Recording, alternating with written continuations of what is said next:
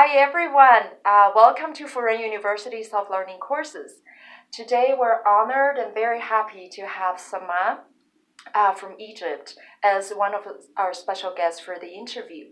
And again, as a reminder, this is part of the series of the career and work culture.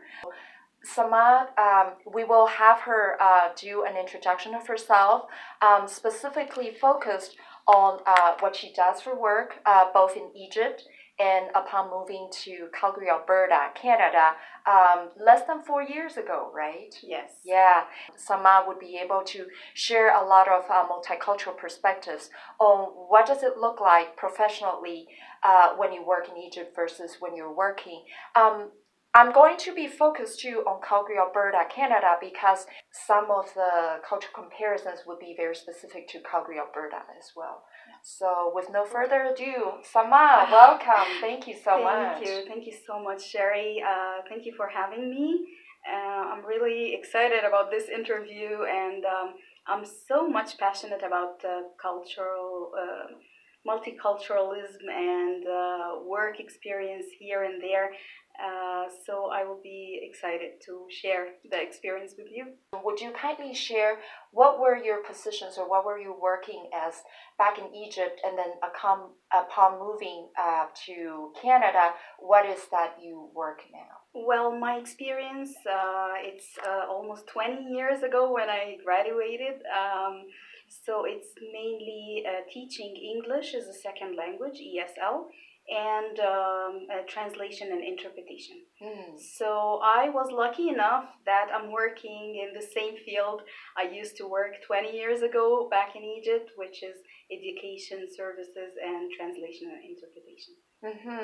Were there any challenges? I've heard from a few other professionals where they were probably professional engineers or medical doctors in their native country, but once they immigrate to Canada, they were told that, I'm sorry, the Canadian government, does not recognize you, have to make up for certain classes. So was there any such challenges for you?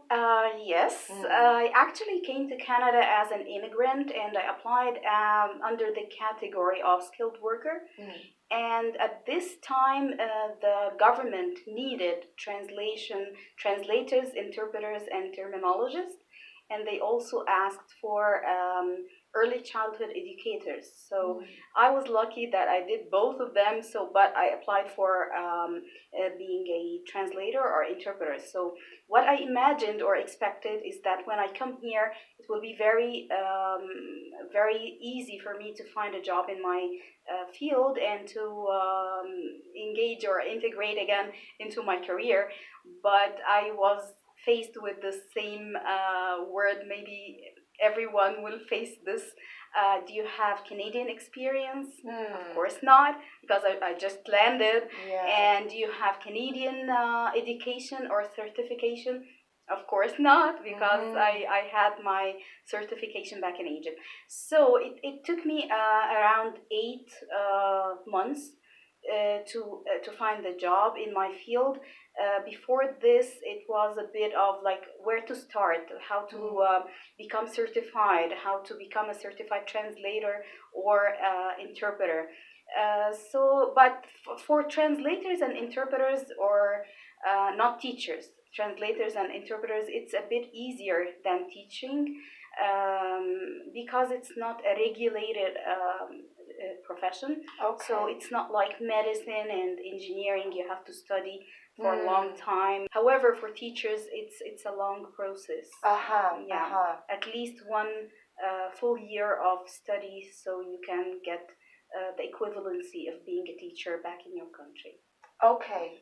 So in other words, understanding these limitations and criteria, it became more and more clear to you that if you were to pursue certification and start networking with the local entities around interpreting and translation services, then it would pave you to a faster professional path, shall we That's call correct. it? That's correct. And you mentioned networking.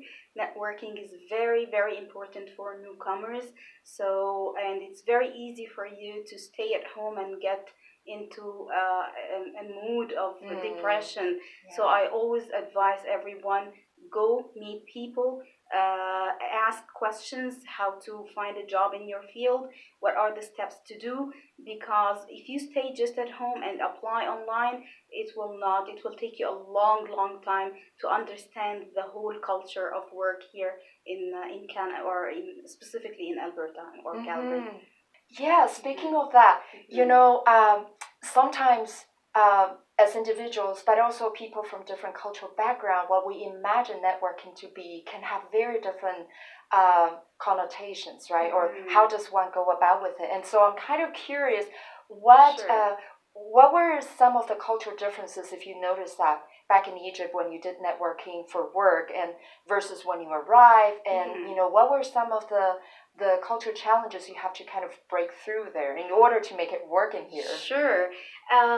Back in Egypt, we don't depend on networking in this aspect. We do it here. Networking back in Egypt means that someone knows you, or you worked for someone before, and this person will recommend you directly to another agency or another company. So it's not that open, and you only can network through a person you've met before or worked with before. Other than this, it's not that open as here.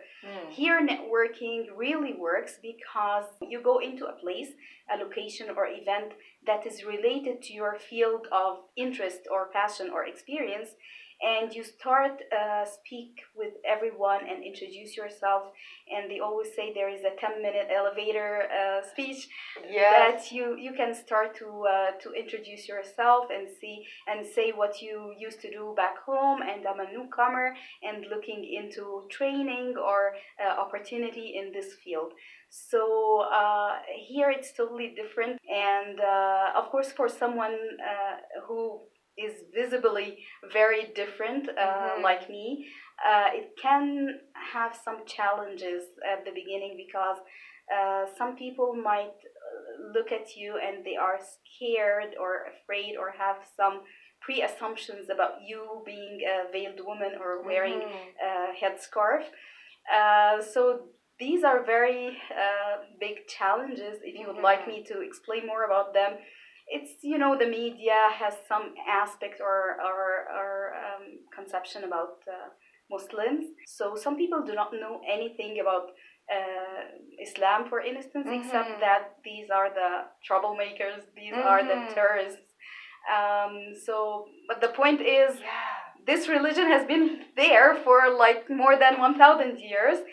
So, and we never had any problems. It's only in maybe the last 10 or 20 years that we have been depicted or pictured in the media as terrorists.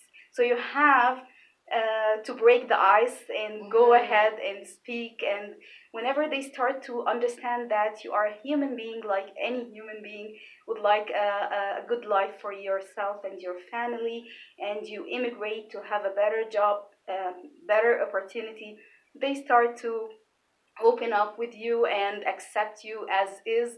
And I feel very comfortable when this ice melts and they see me as a human being just like any other human being.